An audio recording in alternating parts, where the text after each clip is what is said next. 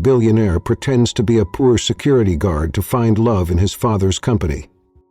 She brought him a bottle of cold water, not knowing the man she called security was actually the billionaire heir watching her heart. And the other woman? She cursed his mother, mocked his clothes, and dreamed of marrying a fortune, never realizing her arrogance was sealing her downfall. In a world where love is often priced in gold, one man dared to wear a uniform, to find a heart that wouldn't lie. This is not just a love story. It's a test of humility, character, and what it means to be seen when you have nothing. The title: She fell in love with the security guard, not knowing he was the billionaire's son. The city of Atlanta pulsed with life beneath the summer sun. High-rises sparkled like glass crowns, and down in the heart of the business district stood a powerful empire, built by one man, Raymond Whitmore, known to most simply as Chief. A self-made billionaire and the founder of Whitmore Global Holdings, Chief was respected for his brilliance, feared for his boldness, and admired most of all for how deeply he loved his only son. That son, Dr. Lawrence Whitmore Jr., or Larry as Chief efficiently called him, had just finished his medical degree abroad. He was everything a father could dream of: tall, brilliant, charismatic, and kind. Women fawned over his smile. Newspapers had once called him America's most eligible heir. But Larry never paid attention. He wasn't looking for someone who wanted his last name. He was looking for someone who'd love him without knowing it. And when his father called him that June morning, their conversation planted the seed for a plan that would change everything. "My son," Chief said warmly over the phone, "you promised me, remember? After you graduated, it would be time to settle down. I've got my eye on two brilliant women, both working in my company. Smart, elegant, respectful. I think either could be a great match for you." Larry laughed softly. "Dad, are you matchmaking again?" "I'm suggesting," Chief replied with a smile in his voice. "The final choice is yours." But after the call, Larry's heart wasn't settled. He paced the balcony of his New York apartment, looking out at the skyline he had conquered academically, professionally, and yet emotionally he felt hollow. The image of women pretending to care, loving his wallet more than his words, haunted him. It had happened before. At Harvard, in London, in Dubai. Girls who said all the right things until they learned he wasn't just Larry, he was Larry Whitmore. What if he whispered to himself, "What if I show up as no one? No suits, no Rolex, just a plain man. Would any woman still choose me then?" The idea was reckless, insane even, but that's exactly why he liked it. By the time he flew back to Georgia the next week, his plan was set in motion. With his father's secret blessing, Larry traded in his designer clothes for a navy blue security uniform and a dorm room in the back of the corporate property. His name badge read L. Wilson. And just like that, the billionaire's son vanished, and a low-paid security guard took his place. On Monday morning, employees walked past him like he didn't exist. All except one. Sandra Bell. She was graceful without trying. She greeted him kindly, said good morning with a softness that felt sincere. One afternoon, she even handed him a bottle of cold water, sweat glistening on her brow from rushing between meetings. "It's hot out here," she said with a smile. "You're doing a good job. Stay hydrated." Larry stared at her, stunned. He had no idea who he was, no clue she'd just touched the heart of a man who could buy the company she worked for, and yet she treated him with dignity. But the other woman, Jessica Blair. He strutted past him like he was trash on the pavement. Her heels clacked loudly. Her perfume entered rooms before she did. She never looked at him, never said a word, except once. "Gonna grip me again," she snapped. "Your breath smells like bro." He wanted to laugh, but his heart ached, not for himself, but for how quickly people judged by uniforms instead of character. The days unfolded like a silent movie. Larry watched both women from his post. Sandra helping an intern carry coffee. Jessica gossiping loudly about becoming Madam Whitmore soon. Sandra stayed late to help a colleague finish a report. Jessica demanded others be fired because she didn't like their tone. It was clear. One had class written on her resume. The other had kindness written in her soul. But it wasn't over yet. Jessica still believed she'd be introduced to the billionaire's son. She bought new dresses, practiced her laugh, Even bragged at the company cafeteria. Once I marry the boss's son, all these nobodies better bow. Larry was silent, watching, until the day Jessica crossed the line, insulting the mother he had lost, the father who had raised him alone. He didn't yell, he didn't argue, he just whispered, "You've shown your true self. Thank you." And he walked away, because he knew the day of revelation was coming. Soon Jessica would knock on the Whitmore mansion, dressed in red, expecting diamonds. And she would find the man she mocked, sitting in the seat she thought she deserved. Not as a guard, but as the heir. Section 1. The sun dipped low over Atlanta's skyline, painting the Whitmore estate in gold. Inside the expansive study, the air was thick with silent understanding, as Chief Raymond Whitmore sipped from his glass of aged bourbon and stared at his son. No longer the boy he'd raised, but a man about to launch a plan that could either reveal true love or break his heart. "You really want to do this?" the old man asked, voice low. Larry stood by the fireplace, now dressed in jeans, an oversized security shirt, and cheap sneakers that squeaked against the marble floor. He looked nothing like the heir to a billion-dollar empire. "Yes, Dad, I need to know who she is when the lights go off. I need to know who would love me when I have nothing to offer but my name, and not even that." Chief Whitmore chuckled, shaking his head. "You're your mother's son, God rest her soul." There was a moment of stillness, a breath held in grief and love. Then Chief stood and walked over to the drawer of his grand mahogany desk. He pulled out a folded blue uniform and handed it over. "This belonged to Marcus, our most loyal gatekeeper before he passed. Wear it with pride, but remember, if you play poor, you must feel poor. No assistants, no fancy watches, no mistakes." Larry took the uniform with both hands, his eyes softening. "Thank you, Dad, for trusting me." "I'm not doing this for you," the old man said, eyes twinkling. "I'm doing this for her, whoever she is." The next morning arrived with a breath of fresh dew and the rumble of traffic, heading into Whitmore Global Holdings. By 7:00 IEM, the outer security booth had a new recruit. Wilskin was on duty. His blue cap shaded his face, and a walkie-talkie clipped to his waist buzzed now and then. He stood straight, clean-shaven, a clipboard in hand, just another face among the invisible. And just as Larry had feared, no one looked at him, no one except the cleaning crew and maintenance guys. They nodded to him like a brother. Then, at 7:42 IM, she arrived. But her gray dress was modest yet elegant. She moved with a quiet grace, like someone who didn't need to prove anything. Her brown hair was tied back loosely, and her eyes had that soft kind of tiredness only hard-working women wore, one that made them even more beautiful. As she reached the gate, she paused. "Good morning, sir," she said softly.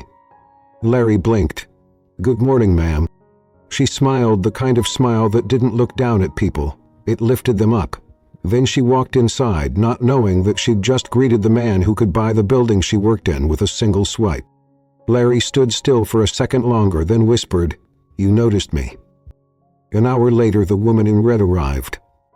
Jessica Ford. Late, loud, luxurious. She walked past the gate without a word, her perfume slicing through the air like a warning.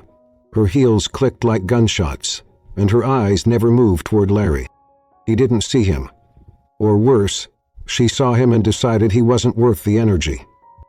"Noted," Larry murmured, jotting her reaction down in a small mental ledger.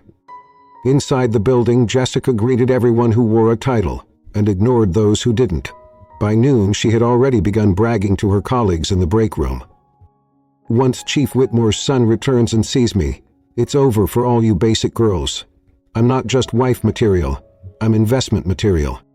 Sandra walked in just in time to hear the end of the sentence. She shook her head gently and sat at the corner table, pulling out her lunch, a simple container of rice and beans.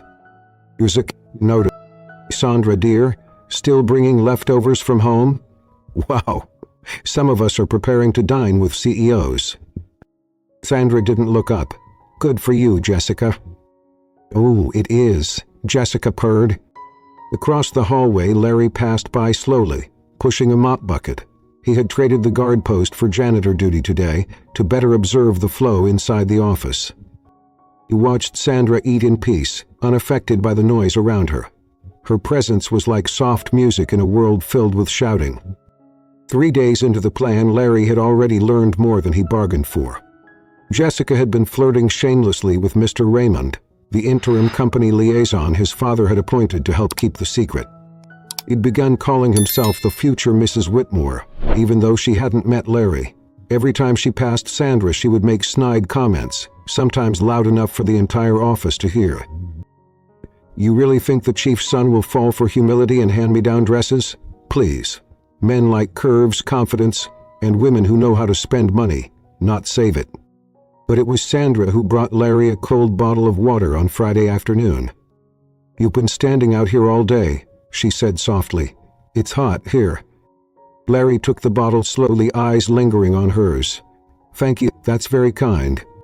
She shrugged. "It's just water." "No," Larry said quietly. "It's not just water." Their eyes met for a second too long. Then she smiled genuinely and walked away. That night, back at the Whitmore estate, Larry told his father everything. Chief listened without interrupting, sipping his tea like a man watching a live theater production with no commercial breaks. Jessica insulted the janitor, the secretary, and even the cleaner who spilled coffee. But Sandra brought me water, Dad. She talked to everyone with respect, even the mail guy. And she thinks you're broke? And thinks I'm brokely nodded. "Then, my son," Chief said, setting down his cup, "keep watching, and when you reveal yourself, do it like a king." Meanwhile, Jessica was growing impatient. The chief's son hadn't shown up yet. Rumors started flying. Maybe he was already in Atlanta. Maybe he was hiding. Maybe he was the mysterious man in the finance department. Her eyes darted constantly, always searching for someone who looked rich enough to marry. And just when she started losing interest in the chief's son, her sights turned to Mr. Raymond. "He's handsome, he's here. Why wait?" Her new plan had begun. He started bringing coffee to Raymond every morning. She wore tighter dresses, bolder makeup. She spoke louder when he was near. Sandra noticed. So did Larry. But neither said a word. The plan was still unfolding. And the truth? It was waiting just around the corner. Section 2, the text that changed everything. Night fell over Atlanta, wrapping the Whitmore estate and its towering business empire in a hush of anticipation. Inside the small security quarters at the edge of the corporate compound, Larry Whitmore sat on a narrow cot with his back against the wall, his phone in hand. His fingers hovered over the keyboard, hesitant. How do you text a woman who thinks you're a broke security guard but somehow made you feel like the richest man alive? He looked at the screen again. The message was short, honest. "Sandra, I know I'm just a guard, but I'd really like to get to know you better. Could we talk sometime, just the two of us?" He hit send before he could second-guess himself, then exhaled and dropped the phone beside him. Across town, in a modest apartment lit by a single lamp, Sandra Bell sat cross-legged on her sofa, her dinner untouched. She was staring at her phone. He'd read the message twice already. Her heart thumped, not in alarm but in the soft, slow rhythm of something she hadn't felt in years. Someone saw her. Not her clothes, not her job. And that someone was the humble security guard who always stood at the gate like a soldier, even when people ignored him like he was part of the architecture. He picked up the phone. He typed again. Then Fago. He'd like that too. "Let's meet after work tomorrow behind the East Garden, near the loading dock. It's quiet there." The next morning, Larry stood at the gate, with the calmness of a man who'd just been given something money couldn't buy. But Sandra walked in. She didn't greet him like usual. She just glanced at him, with a secret in her smile, and kept walking. And it was that look, subtle as it was, that made the whole day feel like music. Jessica, meanwhile, was spiraling in her own soundtrack, chaos. She had worn a blood-red pencil dress so tight it looked vacuum-sealed.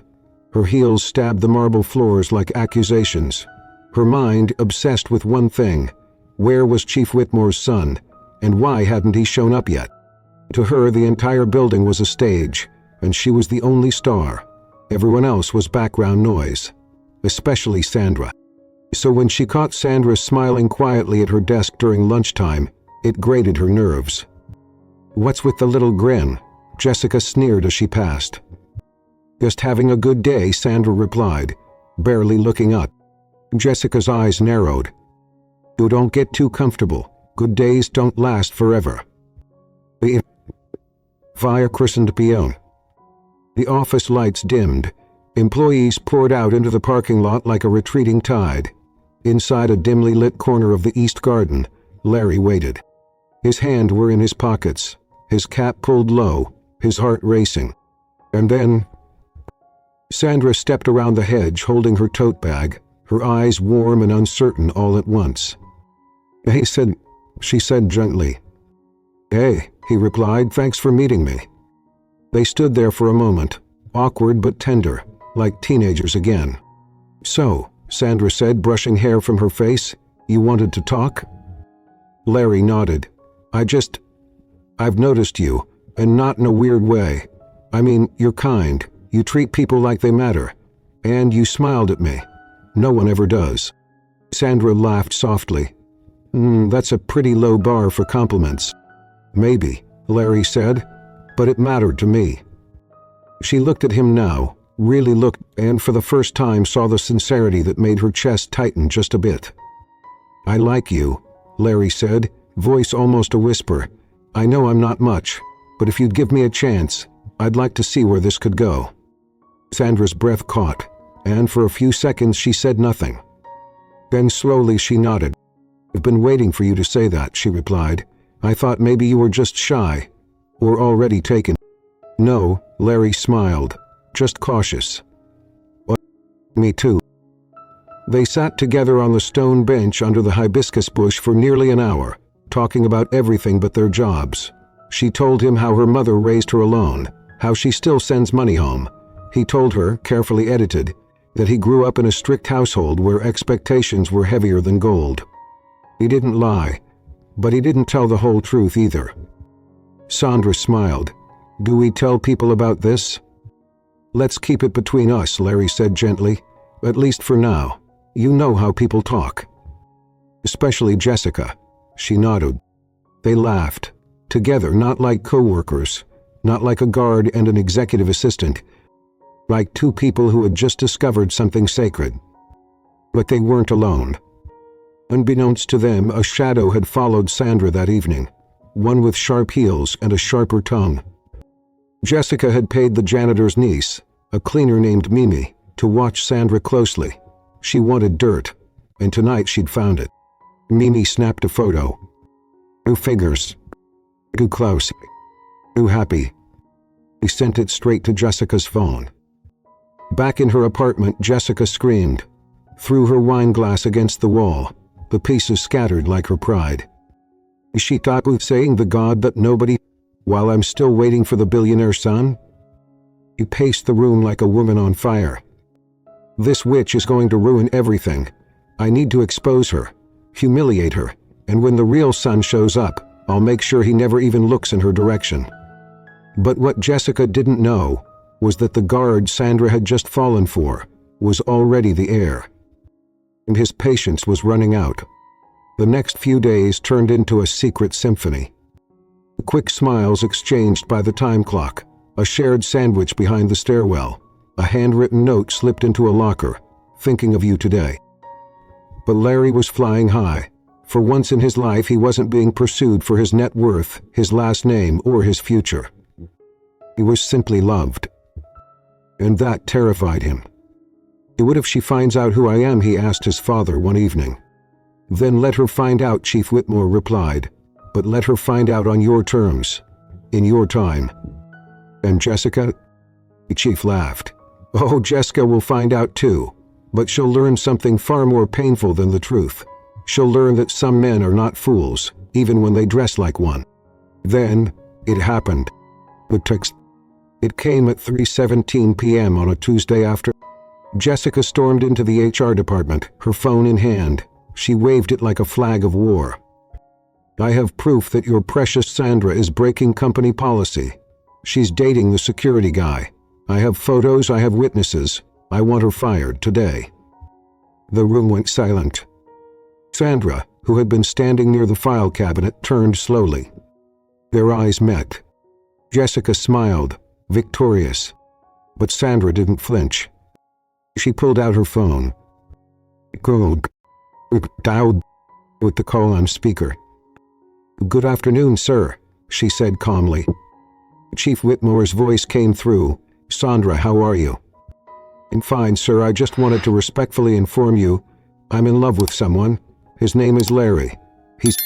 Silence, and Jessica froze. Her jaw dropped. Then came Chief's voice again, calm, smiling. "I know, my dear, and I'm very proud of your choice." Jessica stumbled backward, her world crumbling in real time. "What? What did he just say?" Sandra turned to her, cool as ice. "Congratulations, Jessica. You've just lost to the man you thought was beneath you and the woman you tried to destroy." Section 3. The Reveal. Saturday afternoon. The Whitmore estate in Atlanta gleamed under the southern sun, its marble columns standing tall like silent witnesses. But inside, beneath chandeliers and polished oak floors, something more powerful than wealth was about to unfold. In the center of the grand living room, Chief Raymond Whitmore adjusted the cufflinks on his agbada. Every inch the dignified patriarch.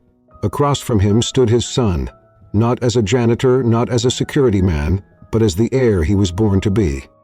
The name now matched the man, standing in a tailored navy suit, clean-shaven, polished shoes, and a calm fire in his eyes. "Dad," Larry said, his voice steady, no more hiding. "She deserved the truth." Chief nodded slowly. "And she will receive it with grace. But brace yourself. There will be 2 women at this table today, and only one will walk away with dignity." Sandra arrived first. She stepped out of the modest sedan in a light peach dress, minimal makeup, and a heart full of curiosity. Her heels tapped gently as she walked up the mansion steps. No bravado, no performance, just the same quiet grace that first captured Larry's heart. The door opened. The butler greeted her with a bow. "Right this way, Miss Bell." As she entered the expansive living room, her eyes swept across the space. Golden lighting, antique portraits, high ceilings, and then landed on him. Larry. Not the man in the blue uniform. Not Wilson, the security guy. This Larry was someone else. Confident, polished, handsome in a way that took her breath away. Her steps faltered. I don't understand." "Usha ten, Mari." Chief Whitmore stopped. He nodded slowly. "Yes. Everything you knew about me was true. Except the name. I needed to know if I was loved for who I am, not what I have. And you? You passed the test I didn't even know how to ask." Sandra's eyes welled up. "You let me believe you were just a guard. And you still chose me." He looked down for a long moment, then reached for his hand. "I chose your heart, not your type." Behind them, Chief smiled, but proud but silent. Then came the knock. The front door opened wide, and Jessica Ford stormed into the room like it was hers to own. Wrapped in red from neck to knee, lashes bold, lips glossed, she strutted past the butler and straight into the living room, not even bothering to knock. "Good afternoon, Daddy," she said with sugar-coated confidence. Chief raised an eyebrow. "Jessica, you're here." Her eyes scanned the room, then caught sight of Larry. At first she squinted. Recognition flickered, then shock. "What is the security man doing here?" she snapped, pointing. "Why is he dressed like that?" Larry stood still, hands calmly clasped. Sandra stepped aside.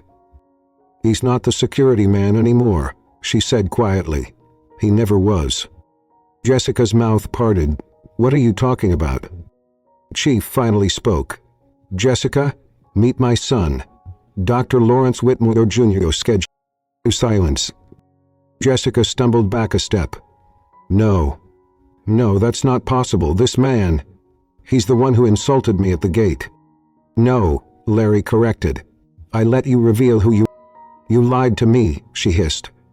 You tricked me. Larry shook his head. I gave you a mirror. You just didn't like what you saw. I treated you that way because you were pretending to be poor. And that's exactly the point, Chief Whitmore interrupted sternly. You treated him with contempt because you thought he had no money. You disrespected my staff, mocked the cleaners, and publicly humiliated Sandra. Jessica's eyes darted between them. But I didn't know. If I had known... If you had known, Larry said coldly, you would have lied better, smiled more, pretended harder. But deep down, you still would have looked down on everyone you thought was beneath you. Please, Larry, Jessica begged, I didn't mean... You meant every word, Sandra interrupted gently. Especially when you said his mother was a fool, or when you called him a smelling poor boy. Jessica froze, the weight of her own words crashing down. It was anger, she muttered. No, Chief said. You were exposed. Jessica's legs gave out. She sank to her knees. Please just give me one more chance. Larry looked down at her with a steady gaze. You had your chance when I had nothing. But I didn't. And Sandra didn't care. He turned to Sandra. She gave me kindness without a price tag. You gave me cruelty the moment you thought I couldn't repay you. Jessica reached out. Please, Chief, talk to him. I was only trying to survive. I was desperate. Desperate people ask for help, Chief said firmly. You demanded a crown. He turned to the guards near the entryway. Scotty, escort Ms. Ford out. Jessica's voice cracked. No, please. Don't do this. Two guards gently but firmly helped her to her feet. She resisted for a moment, her heels scraping against the floor like broken dignity. Then she saw Sandra one last time. You witch, you stole him from me. Sandra's voice remained calm. I never stole anything, I was just... See. Then she added softly. And a woman who chases two crowns at once will lose her own head. Jessica's sobs echoed as the doors closed behind her. Inside, peace settled like dust after a storm. Chief Whitmore placed a hand on Larry's shoulder. Son, you've made your choice. Larry turned to Sandra. And I choose her. Sandra's voice shook, even after all of this. He smiled. Because of all of this. 1 week later. Guests arrived in flowing gowns and crisp tuxedos at the Whitmore estate. The courtyard had been transformed into a garden of white roses, twinkling lights, and soft jazz echoing through the warm spring air. Sandra thought it was just a celebration dinner, until Larry stepped out in a black suit, with a rose and a ring. Sandra, he said, taking the mic, the day I met you I was invisible to everyone but not to you. You gave me dignity when I had no title. You gave me your heart when I had nothing to offer back. He dropped to one knee. No, I give you everything, will you marry me? Her knees buckled, her hands flew to her mouth, and then, tears falling, she whispered, Yes, yes, yes. The crowd erupted in cheers. Champagne corks popped. Chief Whitmore wiped his eyes with his handkerchief. That's my... Meanwhile, across town. In a small apartment, Jessica stared at a positive pregnancy test. Alone, unemployed, unloved. When she called Mr. Raymond to tell him, the line rang twice. Then went. The next day she returned to his condo. The guard at the gate told her. Raymond moved overseas, with his wife, months ago. Jessica sank to the curb, phone shaking in her hand, whispering to herself. I had everything in front of me, and I lost it all. He looked at her reflection in the glass of a store window. But she didn't recognize herself in Lesson 4, Jessica's final fall. At last, rain tapped relentlessly on the broken window pane of a cramped apartment on the city's west end. Inside, the air was stale, thick with silence and shattered pride. A single bulb flickered in the kitchen. No scent of perfume, no soft jazz playlist humming from her Bluetooth speaker, no footsteps from admirers waiting in the hallway. Just Jessica Ford sitting alone on the edge of a mattress on the floor. The designer heels were gone. The red dresses, pawned. Only the echo of who she used to be remained, and one little white stick on the table. A positive pregnancy test. He had stared at it for 3 days. No man, no job, no money. And now, he whispered those words to himself, like a curse. When she first met Mr. Raymond, the temporary company liaison, she had thought he was her golden ticket. Wealthy, polished, connected. She flirted, seduced, pretended to be everything he wanted, a woman of elegance, a future wife. But he had never made promises, only smiles, only small talk, and one too many late nights behind closed office doors. And now, he was gone. When she went to his condo with the test in hand, the building concierge looked at her with pity. Mr. Raymond no longer lives here. He relocated to London with his wife and kids.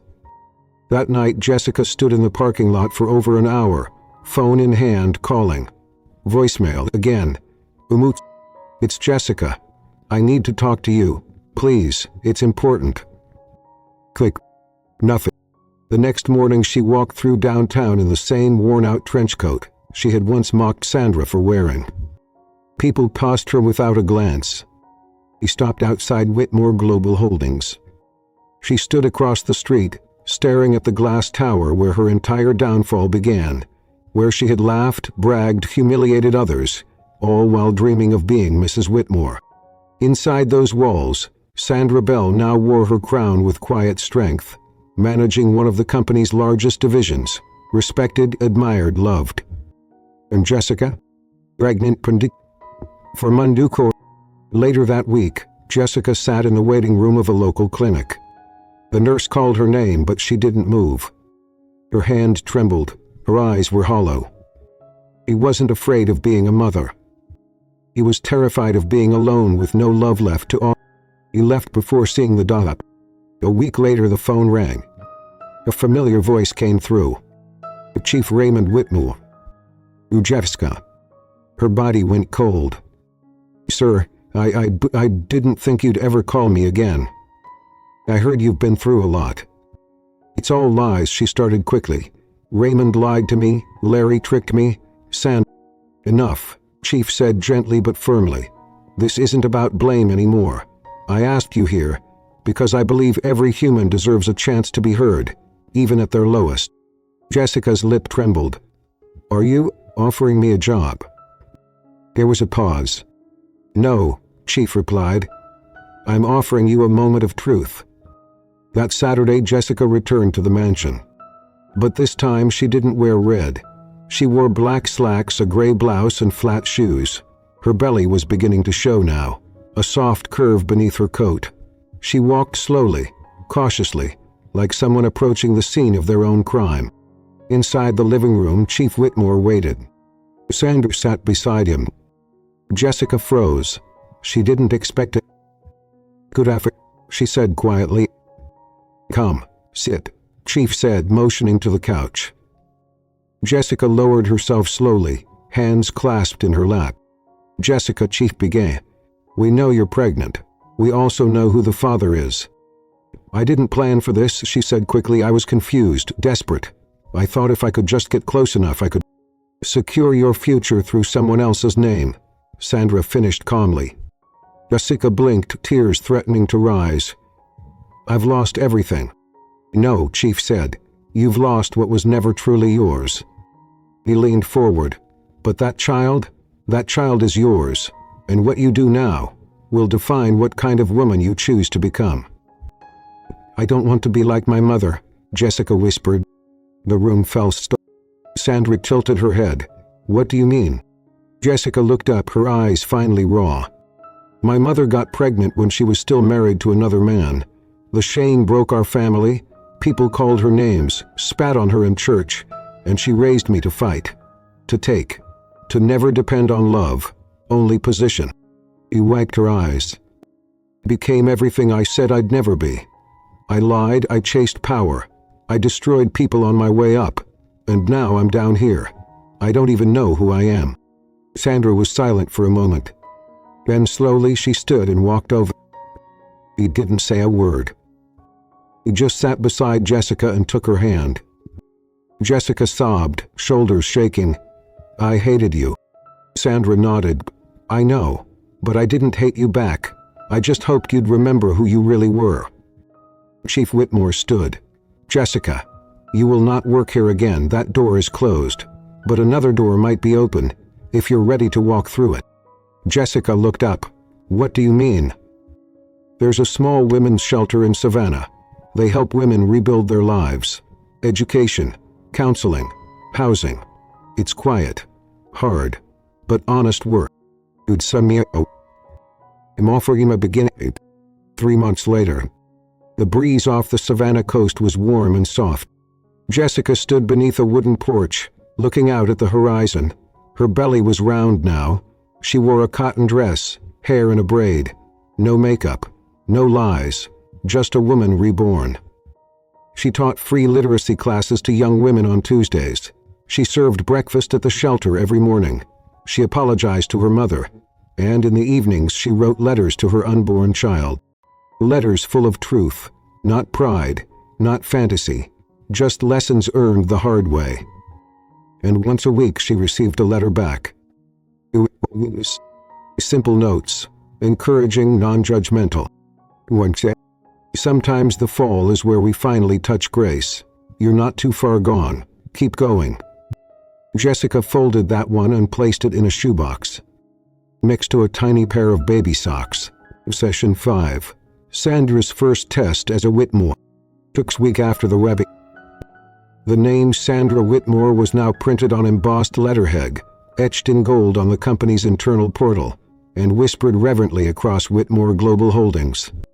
But while the wedding was a fairy tale, her new life was not. Gone were the days of quietly typing reports or fetching meeting minutes. Sandra now sat at the executive table, in a room full of men who didn't believe she belonged there.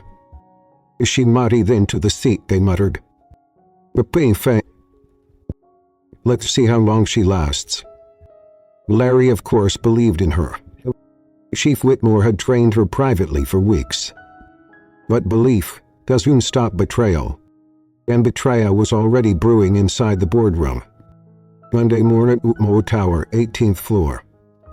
Sandra sat upright in the sleek leather chair, surrounded by men in $1,000 suits and polished shoes.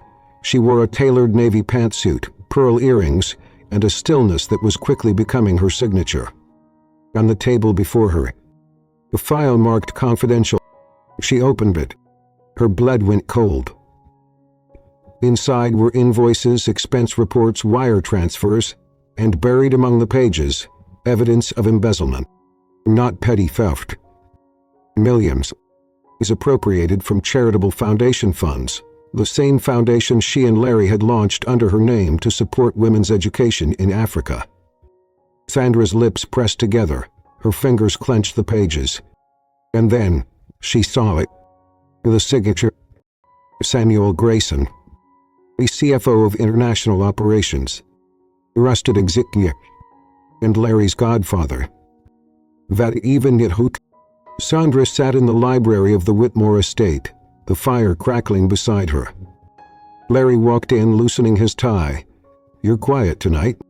He looked up slowly. I found something today. Something big.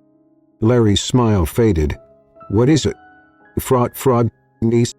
Larry's brow furrowed. That's not possible. He was there when I was born. He carried me on his back when I was 5. He's family. He's also forging documents, Sandra said, placing the file on the table. I double-checked with Nairobi's banking office. The numbers match. The money is gone. Larry exhaled, deeply, painfully. It will destroy him. This could destroy us, Sandra said, voice steady. The media won't separate his actions from our name. What do we do? He asked.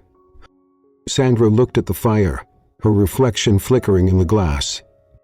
We do the hard thing, the right thing, even if it rips the fondé apart. She turned to face him. Especially then. Wednesday morning. Emergency board meeting. The room was electric with whispers.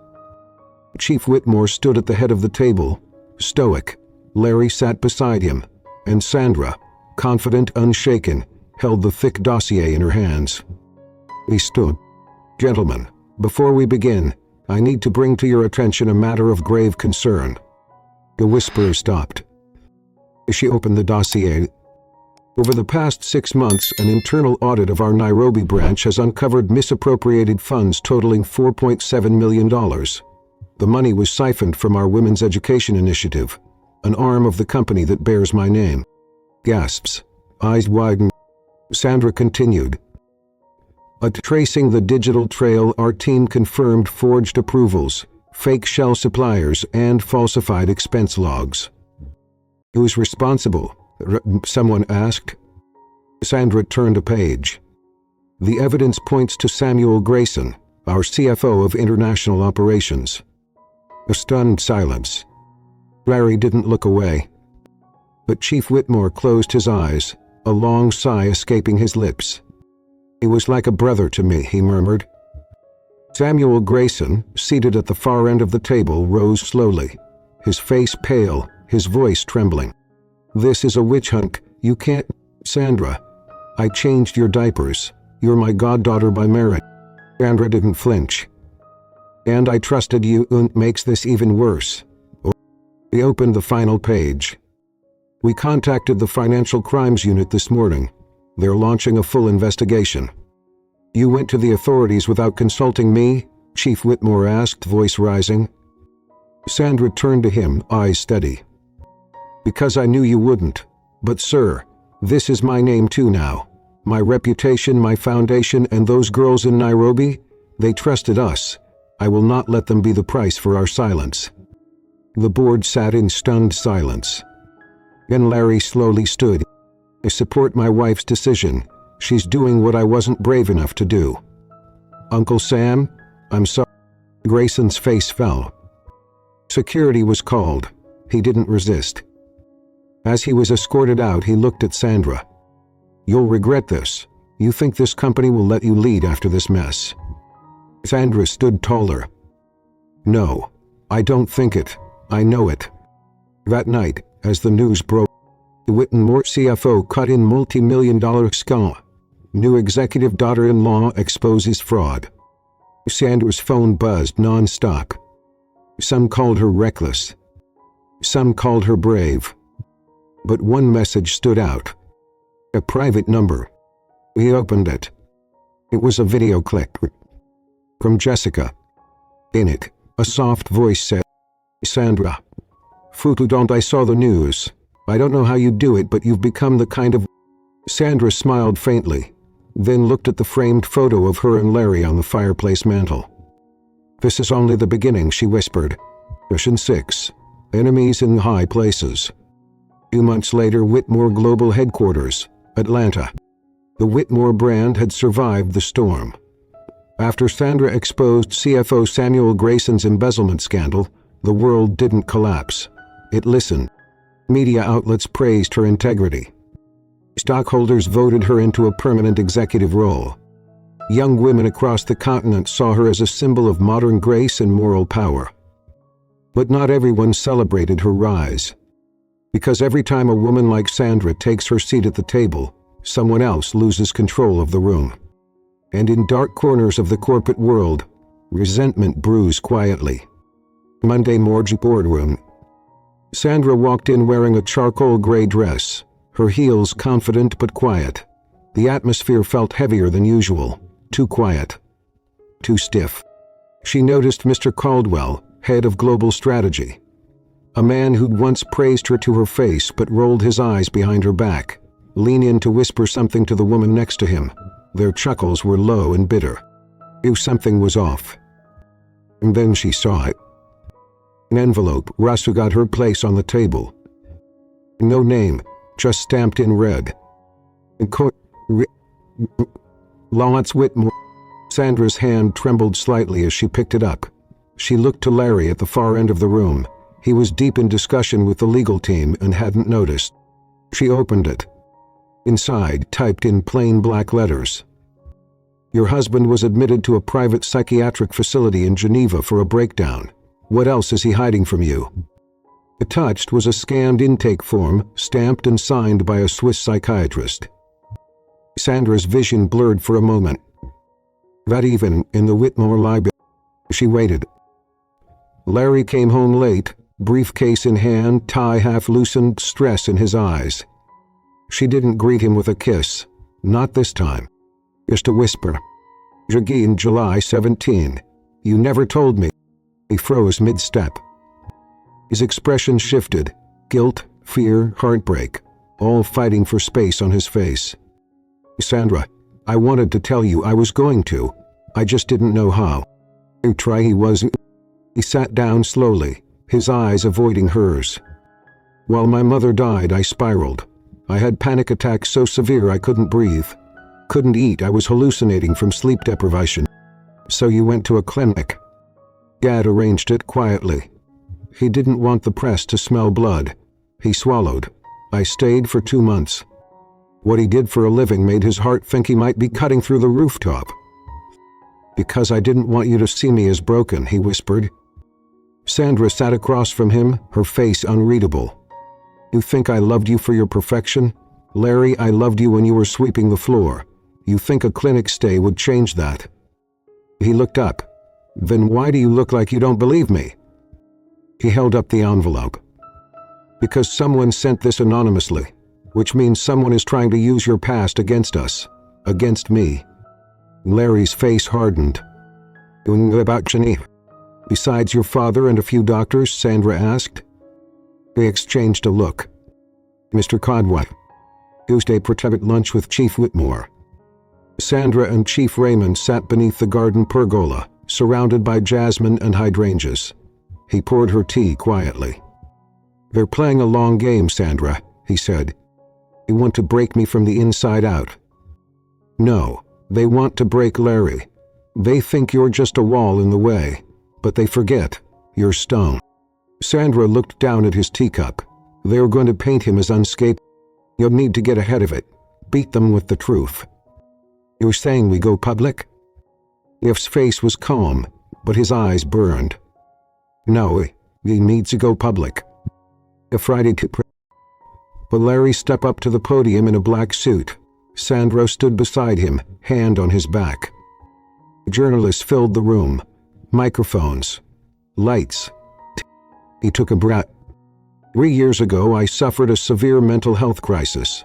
I was diagnosed with acute anxiety disorder and clinical depression, compounded by grief after losing my mother. I spent time in recovery at a clinic in Geneva.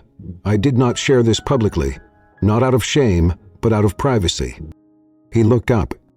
"But someone chose to weaponize my pain, and so today, I choose to reclaim it." Sandra's hand slid into his. The room fell into stunned silence.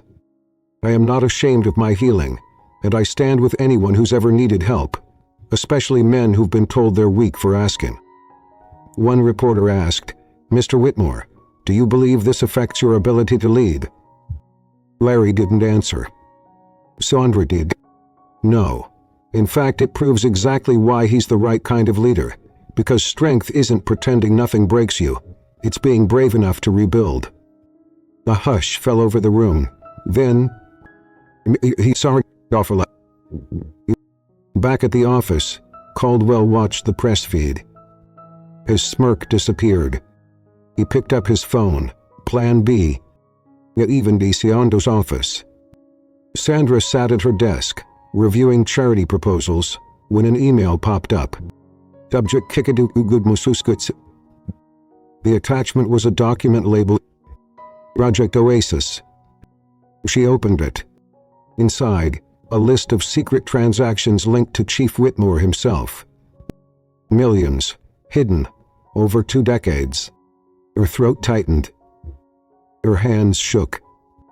Because now her enemies weren't just in the boardroom. They were inside the family. Section 30. The legacy file. Whitmore Estate midnight. The storm outside was soft. Just a low, persistent drizzle. But inside the estate study the air felt heavier than thunder.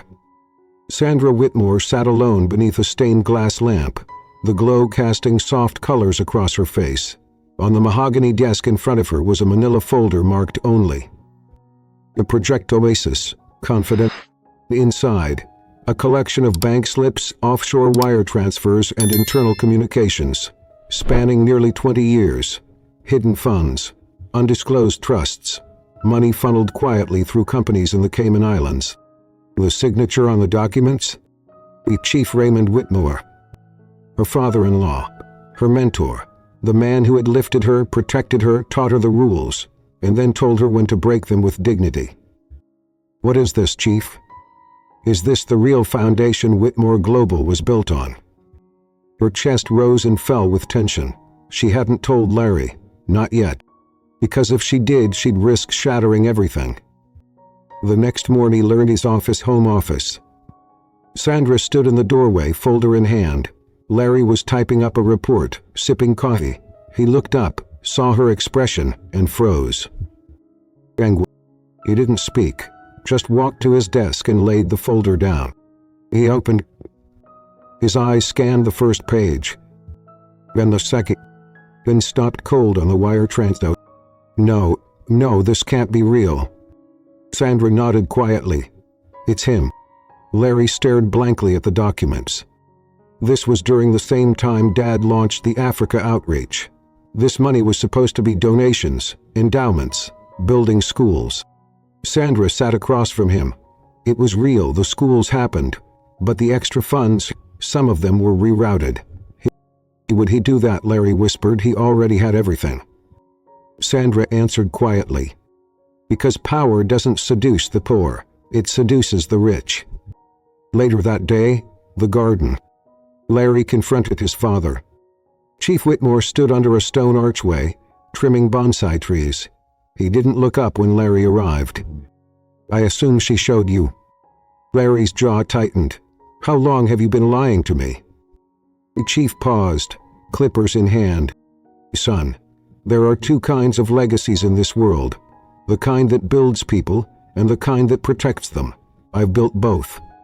You stole, Larry snapped, from people who trusted you. The chief finally turned. I redirected what would have been taxed into future investments. Do you know how many politicians asked me for bribes over the years? How many hands reached into our company like it was a buffet? So you became just like them. Larry's voice cracked. I became better than them, Chief said coldly. I made sure our family could never be touched. That you would always have a kingdom no matter what storm came. But at what cost? Larry asked. If Sandra hadn't uncovered this, someone else would have, and we'd be finished. He turned back to his bonsai. Then maybe it's time I was finished. That night, Sandra's dilemma. Sandra sat on the floor of their bedroom, journal open, pen in hand. He'd been invited to speak at a global women's summit in Geneva, ironically the same city where Larry once healed in secret. She was now hailed as a face of transparency, a woman who exposed corruption, even when it cost her. But now, she held evidence that could destroy her husband's father, or destroy her credibility forever if it leaked later, and she had done nothing. The next morning, Larry's decision. He entered the room holding a USB drive. This is everything. The entire Project Oasis archive.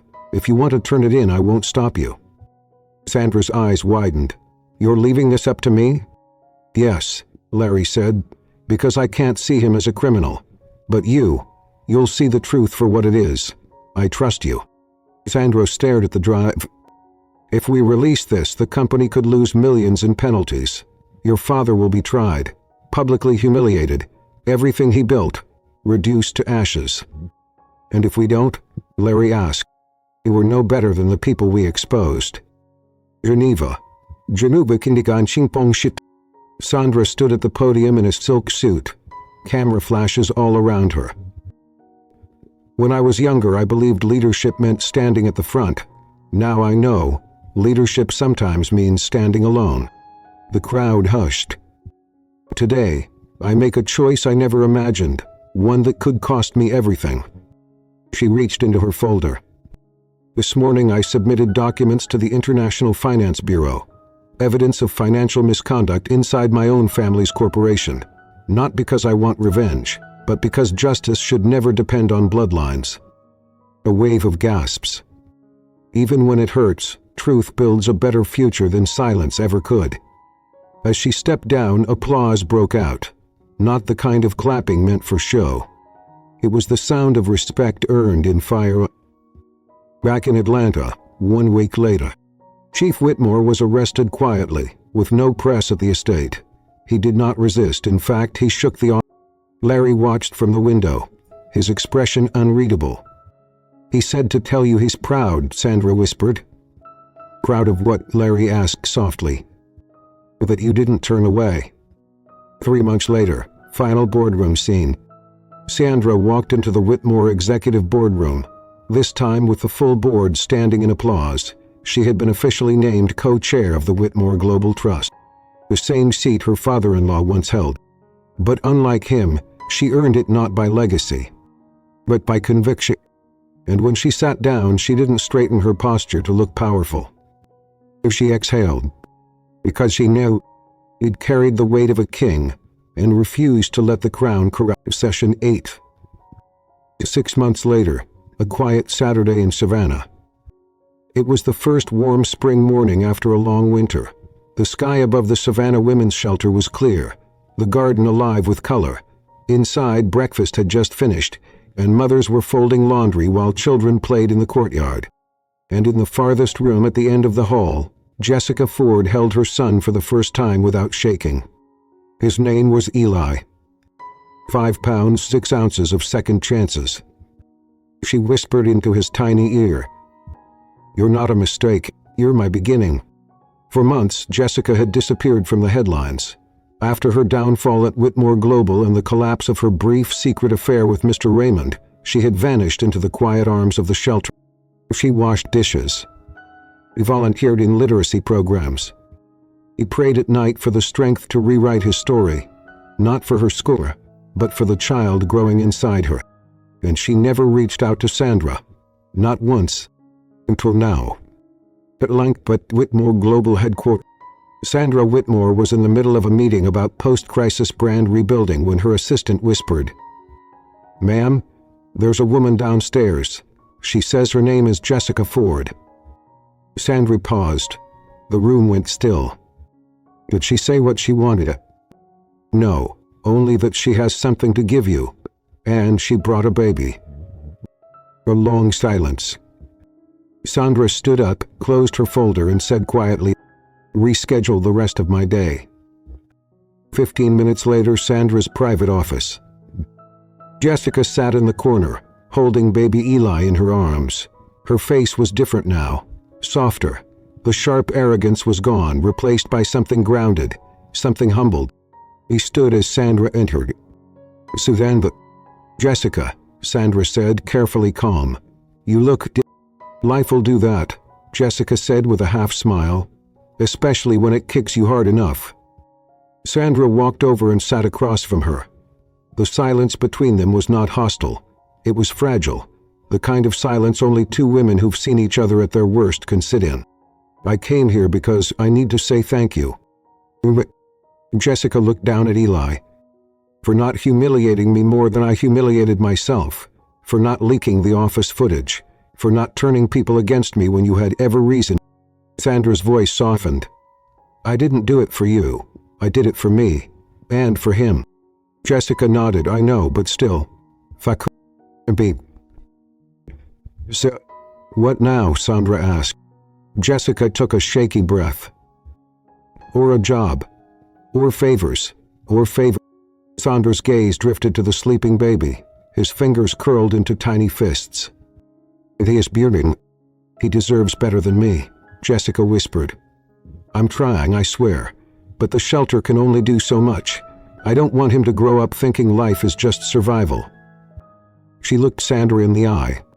"I want him to grow up knowing grace, real grace, the kind you gave me, even when I didn't deserve it." "What are you asking?"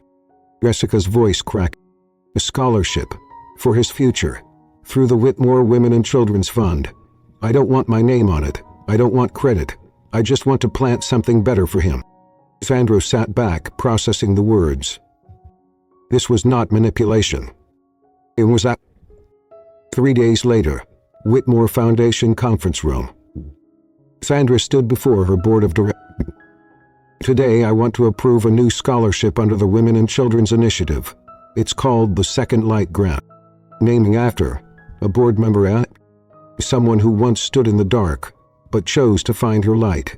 It's for single mothers starting over, those who need not just help but hope. The board voted unanimously. That weekend, Sandra visited Savannah. Jessica was in the garden, holding Eli. When she saw Sandra walk up, she blinked in disbelief. "You came?" Sandra smiled. "Of course." She handed Jessica a letter. Inside was a certificate for the Second Light grant and a printed promise. Full education funding for Eli Ford through high school, college, and beyond. Jessica choked on her breath.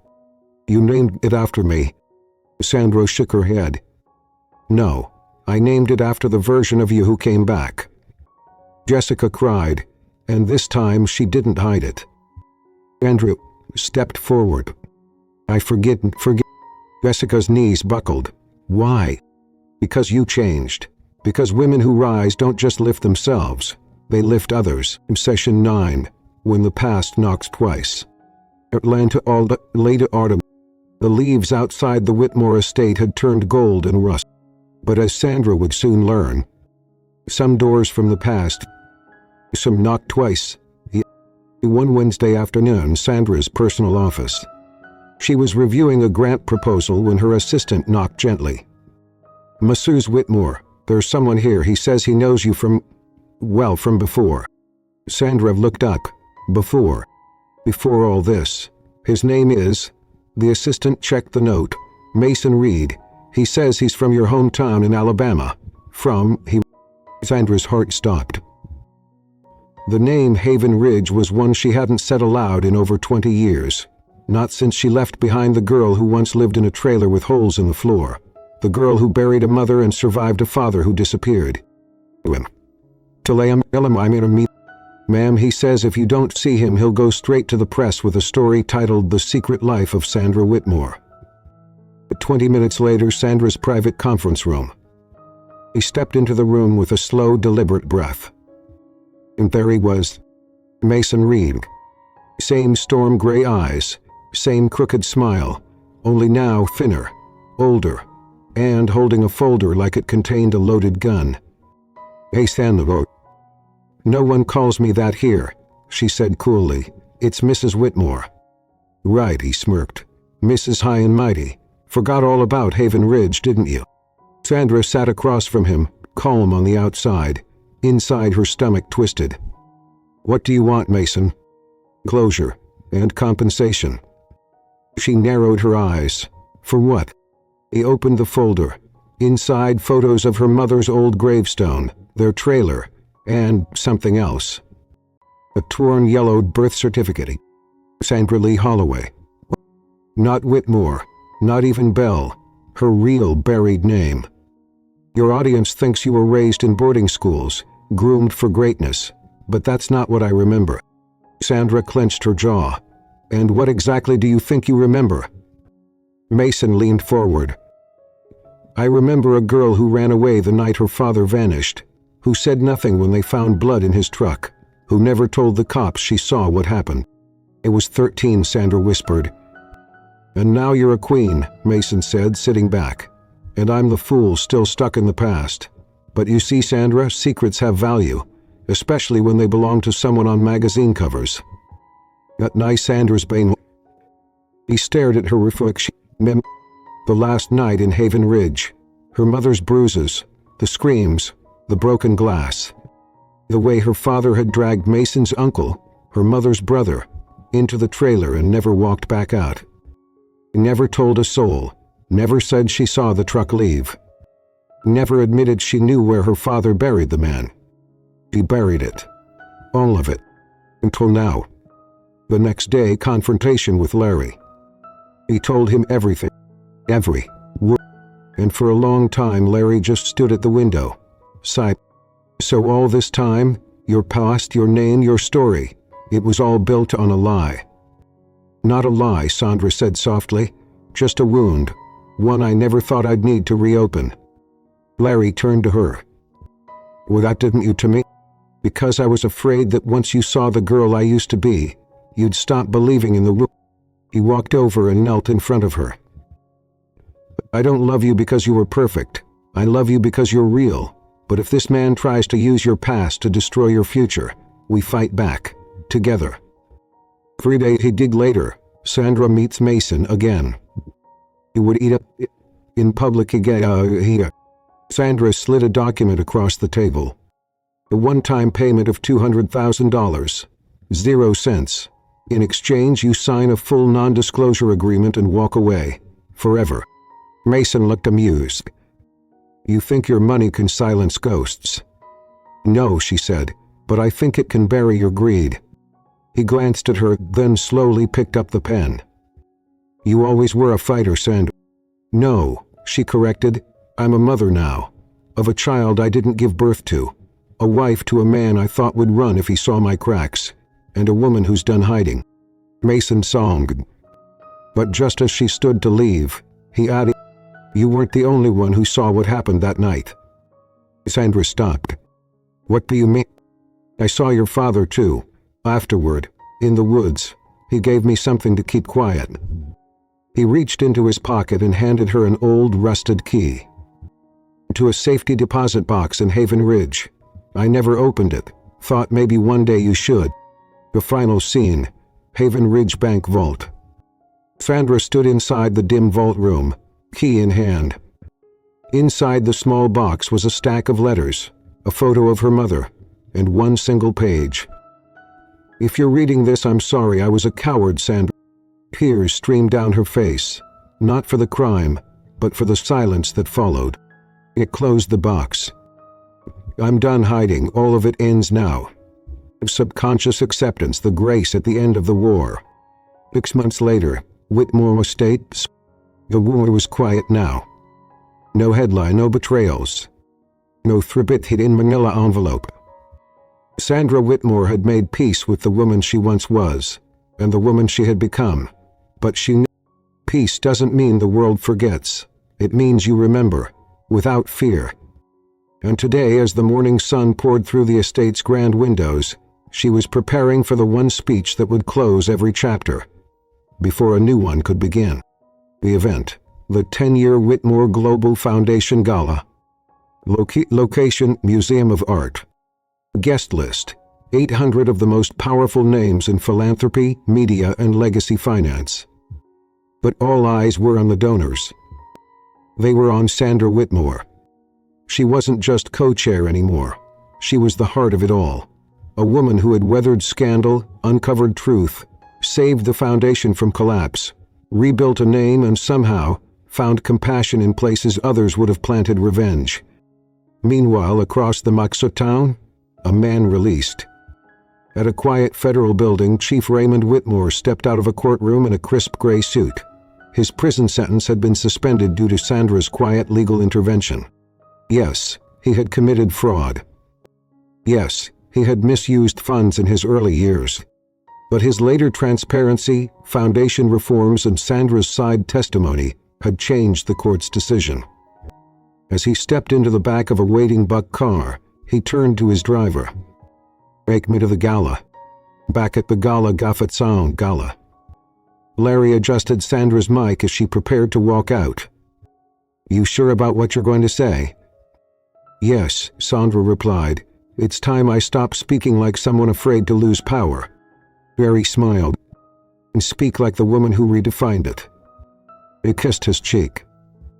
Always. The Scots light. Sandra's final speech. The room fell silent, all eyes on her.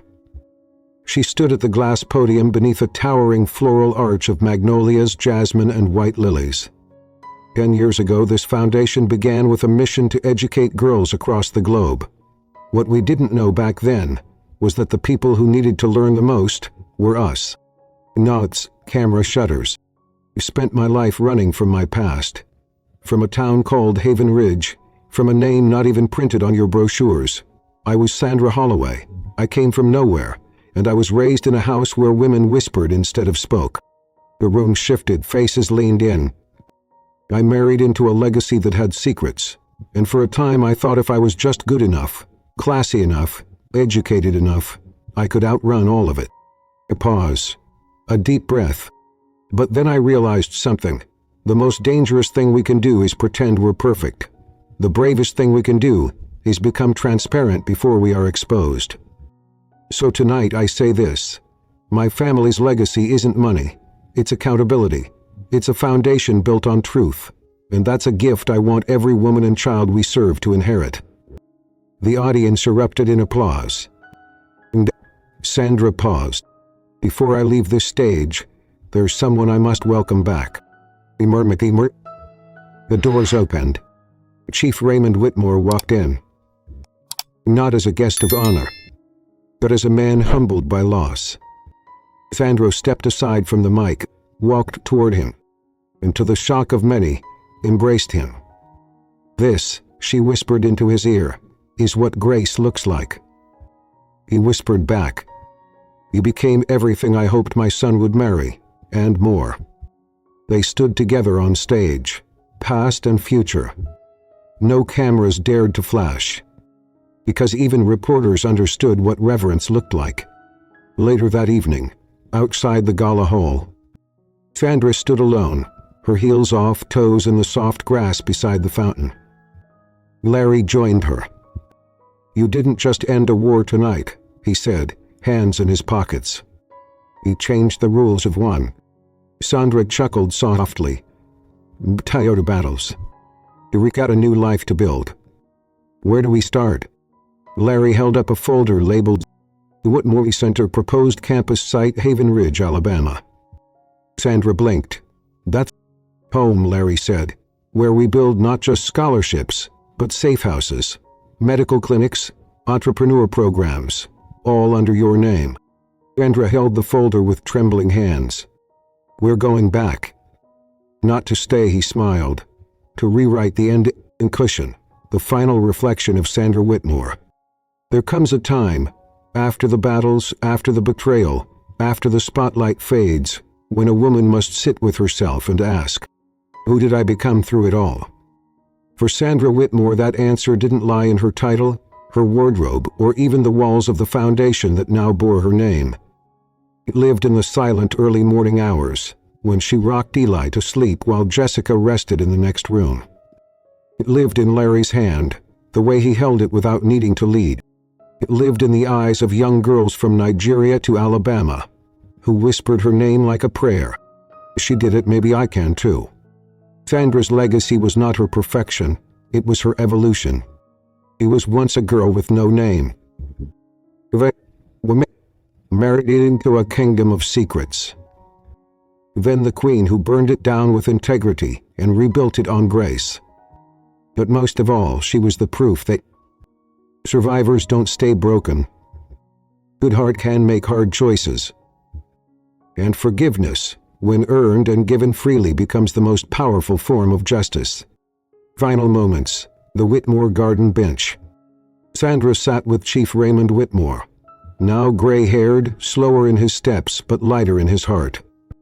Eli toddled across the grass with a butterfly net, and Jessica read beneath a tree with a smile no one thought she'd earn back. Larry walked up behind Sandra and whispered, "You were the revolution this family didn't know it needed." Sandy replied softly, "I just didn't want to pass down the silence. And that's the lesson for us all. This story of betrayal, loves, lies, redemption isn't just Sandra's. It belonged to every woman who's ever been underestimated, been told her past was a stain instead of a seed, loved someone flawed but stayed, loved herself enough to leave, or stood in front of a storm and said, "You won't break me, I bend but I rise." Which part of Sandra's journey did you relate to the most? Was it her silence, her strength, her grace, her fire? Leave a comment, let your voice be heard. Like this if you believe redemption is real. Subscribe to our story channel for more true-to-heart tales that heal, inspire, and empower.